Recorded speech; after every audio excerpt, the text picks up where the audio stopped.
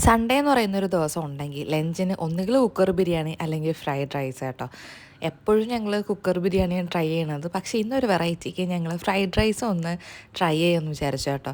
Fried rice ഉണ്ടാക്കിയിട്ട് കുറേ ദിവസമായി. കാരണം ക്വാർട്ടേഴ്സിലോട്ട് പോയ ആ ഒരു ടൈം തൊട്ടാണ് സൺഡേസിൽ മാത്രം ഞങ്ങൾ നോൺ വെജ് ട്രൈ ചെയ്ത് തുടങ്ങിയത്.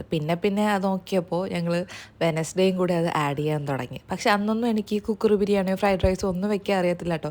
ഞാനിതെല്ലാം യൂട്യൂബ് നോക്കിയാണ് പഠിച്ചത്.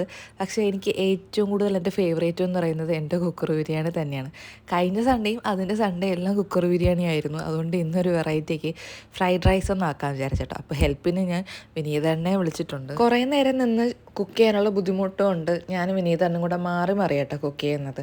അപ്പോൾ ഞാൻ പറഞ്ഞു എനിക്ക് റൈസിൻ്റെ കാര്യം ഞാൻ നോക്കാം, ചേട്ടൻ ചിക്കൻ്റെ കാര്യം നോക്കുന്നത്. അപ്പോൾ ഏട്ടൻ തന്നെയാണ് നമ്മുടെ കറി റെഡിയാക്കി എടുക്കുന്നതും ഫ്രൈഡേ കാര്യങ്ങൾ എല്ലാം നോക്കുന്ന കേട്ടോ.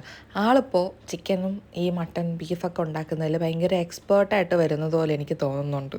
പക്ഷേ ഈ മസാലയെല്ലാം സെറ്റ് ചെയ്ത് കൊടുക്കുന്നതും ബാക്കി ഇതിൻ്റെ അളവെല്ലാം പറഞ്ഞു കൊടുക്കുന്നതൊക്കെ ഞാനാണ് കേട്ടോ.